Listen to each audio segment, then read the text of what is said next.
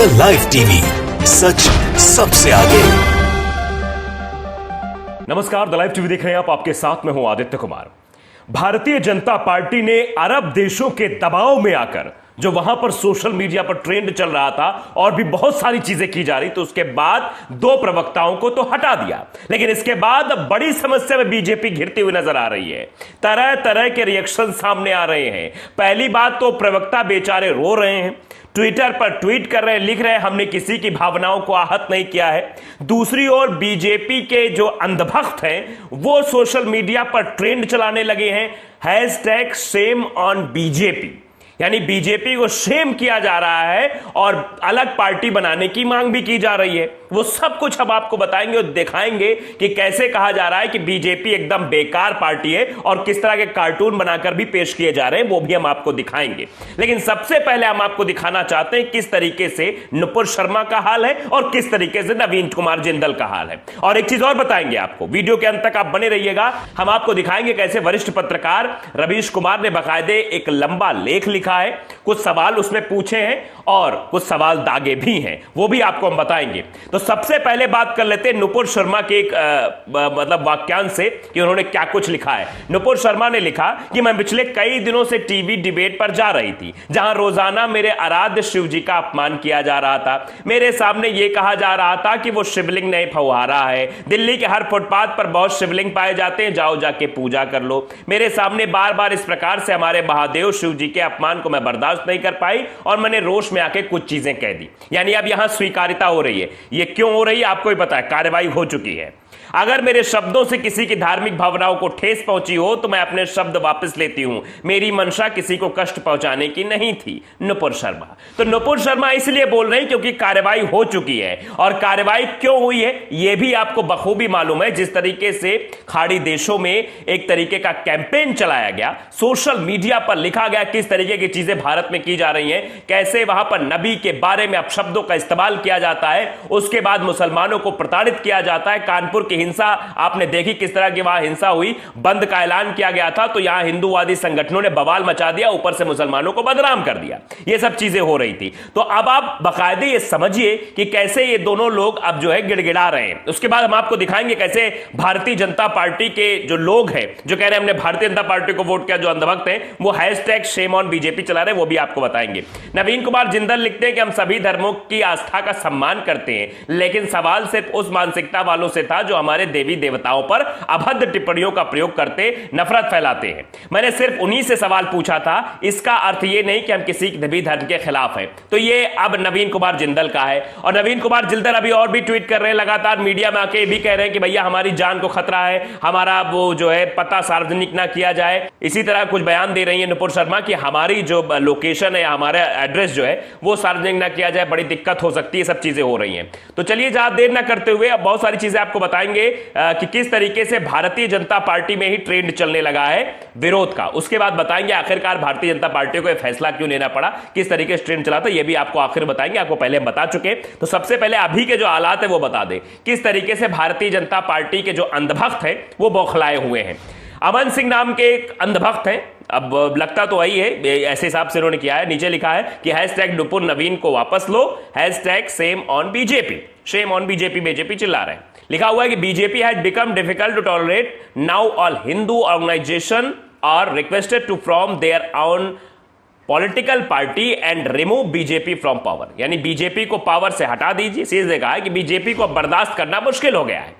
मतलब अब अंधभक्त बिल्कुल बीजेपी को बर्दाश्त नहीं कर पा रहे हैं। सभी हिंदू संगठनों से अनुरोध है कि वे अपनी खुद की राजनीतिक पार्टी बनाएं और बीजेपी को सत्ता से उखाड़ फेंकें, यानी बीजेपी को सत्ता से हटा दें। अब ये अंधभक्तों की बात है। अब समझ लीजिए किस तरह से बवाल मचा हुआ। भारतवासी नाम के एक शख्स हैं, वो लिखते हैं hashtag shame on BJP, hashtag Nupur Sharma, hashtag Nupur Naveen को वापस लो। एक्सपेक्टेशन की गई थी, शिवाजी का एक चित्र बना हुआ है, इसमें मोदी जी का लगा हुआ था और रियलिटी दिखाई जा रही कि मोदी जी, अब देख लीजिए आपके सामने तस्वीर है, अंदाजा लगाइए। अब इस तरह के लगातार ट्वीट हो रहे हैं। अभिषेक आर्य नाम के एक शख्स है, वो तो ये लिखते हैं कि आई spit on BJP and feel guilty on supporting it, hashtag shame on BJP. सीधे सीधे लिखा जा रहा है स्पिट, अंदाजा लगा सकते हैं, बीजेपी के ऊपर स्पिट किया जा रहा है और फील गिल्टी फील कर रहे हैं कि हमने भारतीय जनता पार्टी का सपोर्ट क्यों कर दिया है। मतलब आप समझिए कि पूरी तरीके से नई पार्टी बनाने की बात की जा रही है। रौनक जैन है, वो लिखते हैं कि एक नई पार्टी की जरूरत है, जबकि धर्मनिरपेक्ष लोग कभी भी हत्याओं और लूट की निंदा नहीं करते हैं और यहां तक कि औचित्य भी नहीं देते, यहां स्पष्ट कह देने के लिए सजा दी जाती है।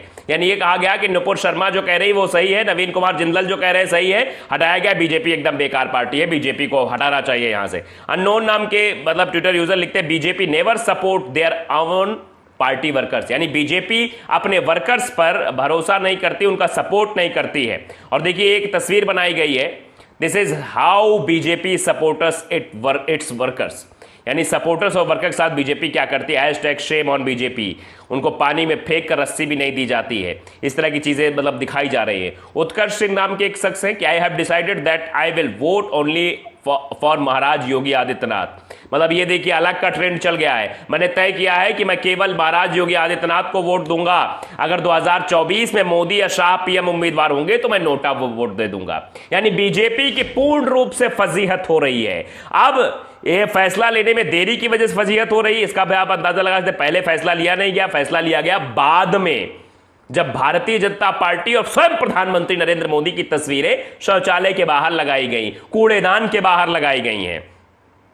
देखिए एक शख्स है, उन्होंने लिखा है, क्या नाम है, आयुष्मान है, आयुष्मान नाम के शख्स है, वो लिखते हैं बीजेपी मत सोचो तुम विकास के कारण चुनाव जीत रहे हो। पोल खोल रहा है ये शख्स, आज इस अंधभक्त ने बता दिया कि बीजेपी चुनाव क्यों जीत रही है। मत सोचो बीजेपी तुम विकास के कारण चुनाव जीत रहे हो, नहीं नहीं, तुम हिंदुत्व के कारण जीत रहे हो, शर्म करो। मैं तुरंत इस्तीफा देता हूं बीजेपी से, एक छोटे कार्यकर्ता के रूप में सदस्य, लेकिन मैं अब नकली पार्टी का समर्थन नहीं कर सकता। इस तरह की बातें अब की जा रही हैं, यानी सीधे सीधे लोग आगे कह रहे हैं कि अब भैया समर्थन नहीं करना है। अब चले रवीश कुमार बात कर लेते हैं। रवीश कुमार ने बाकायदा जो है लिखा है, सबसे पहली लाइन जो उन्होंने लिखी फेसबुक पर पोस्ट लिखा है, बहुत लंबा पोस्ट लिखा है, वो पूरा तो हम नहीं बता पाएंगे, आप जाएंगे तो आपको देखने को मिल जाएगा, लेकिन शुरुआत उन्होंने यही की है कि मुगलों से लोहा ले रहे प्रवक्ताओं को बीजेपी ने अरबों के दबाव में हटाया, यानी अरब देशों के दबाव में मुगलों से लोहा ले रहे प्रवक्ताओं को हटा दिया है। क्या अरब देशों और उन शेखों के दबाव में बीजेपी ने अपने दो प्रवक्ताओं को निकाला है? बीजेपी ने उस वक्त कार्रवाई क्यों नहीं की जिस वक्त यह विवाद सामने आया था? जाहिर है अरब देशों के दबाव में एक राष्ट्रवादी पार्टी को अपना प्रवक्ता हटाना पड़ा, यह कई तरह से शर्मनाक है। अरब देशों में बीजेपी प्रवक्ताओं के खिलाफ सोशल मीडिया पर अभियान चलने लगा, भारत के बारे में अच्छी बातें नहीं की जा रही थी। बीजेपी के पास अपनी आईटी सेना है, पार्टी जवाबी अभियान चला सकती थी, लेकिन अरबी सोशल मीडिया को जवाब नहीं दे पाई। सोशल मीडिया पर बीजेपी के समर्थक राज करते हैं, वे अरब देशों की ईंट से ईंट बजा देते, लेकिन उल्टी बीजेपी ने अपने प्रवक्ता हटा लिए, जिसके बाद से अब बीजेपी के जो अंधभक्त हैं, जो आईटी सेल में हमेशा एक्टिव रहते, उल्टे सीधे कमेंट करते थे, अब वो कह रहे हैं कि भैया पार्टी बेकार है, पार्टी में रहना ठीक नहीं है, पार्टी से हमें बाहर जाना है। तो आप अंदाजा लगा सकते हैं अब किस तरीके से विरोध होना शुरू किया गया है। एक वीडियो सामने और आया है नुपुर शर्मा का, वो कहीं बात कर रही थी, ऑफ इंडिया पर बात कर रही थी, तो उसका वीडियो सामने आया। वो वीडियो ट्वीट करते हुए मोहम्मद हबीबुर रहमान ने ट्वीट किया है, लिखा है भाजपा की प्रेस विज्ञप्ति निरर्थक है, मुस्लिम देशों में आक्रोश और बहिष्कार के आह्वान ने उन्हें झकझोर दिया है। वास्तव में पूरा वरिष्ठ नेतृत्व हमारे पैगंबर के अपशब्दों के पीछे रैली कर रहा है, भाजपा या पुलिस उनके खिलाफ कोई कार्रवाई नहीं कर रही। और यही बात काजी साहब ने बोली थी। काजी साहब ने कहा था कि हुकूमत सुन ले, चेतावनी के लहजे में उन्होंने कहा था कि सुन ले हुकूमत और सुन ले यहां का प्रशासन, अगर कार्रवाई नहीं करेगा तो फिर यह आंदोलन चलेगा बहुत बड़ा, और जिसका रिएक्शन देखने को मिलेगा शायद वही रिएक्शन देखने को मिल रहा है। देखिए जिस तरह से अरब देशों में कैंपेन चला था, जिस तरह से लिखा गया, लोग लिख रहे थे कि बीजेपी ने बार बार हमारे प्यारे नबी का अपमान करने की कोशिश कर लाल रेखा को पार किया, रेड लाइन क्रॉस की है भारतीय जनता पार्टी के प्रवक्ताओं ने। अरब जगत में रह रहे हिंदुओं का मौन समर्थक नवीन जिंदल, अरब की सड़कों पर अभूतपूर्व गुस्सा पैदा हुआ है। इस पूर्व नियोजित ईश निंदा के गंभीर परिणाम होंगे। ईश निंदा है, ईश्वर की निंदा की जा रही है। देखिए साउथ एशिया इंडेक्स है, वहां भी लिखा गया जस्टिन, सऊदी अरब, कुवैत, बहरीन के सुपर स्टोर्स यानी जो मॉल्स होते हैं, वहां में भारतीय पीएम मोदी के करीबी सहयोगियों द्वारा पैगंबर मोहम्मद खिलाफ अपमानजनक टिप्पणी के बाद भारतीय उत्पादों को हटा दिया गया है। वहां से भारतीय उत्पादों को हटा दिया गया है। सऊदी अरब, कुवैत, बहरीन के जो सुपर स्टोर्स हैं, जो मॉल्स हैं, वहां से भारतीय सामानों को हटा दिया गया है, जिस कारण झुकना पड़ा है बीजेपी को और ये बड़ा फैसला लेना पड़ा। और जिसके बाद से ही बीजेपी के जो अंधभक्त हैं वो लॉबी खासा नाराज नजर आ रही है और शेम ऑन बीजेपी चिल्ला रही है। तो द लाइव टीवी अगर आपने सब्सक्राइब नहीं किया, सब्सक्राइब जरूर करिए, बेल आइकन दबाइए ताकि सच खबर आप तक पहुंचती रहे। नमस्कार।